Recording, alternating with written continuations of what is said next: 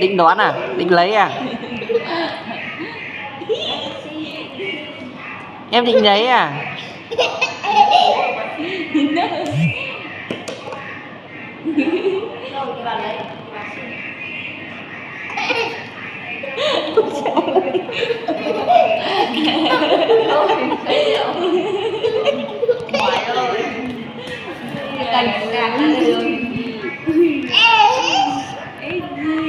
Cành rồi.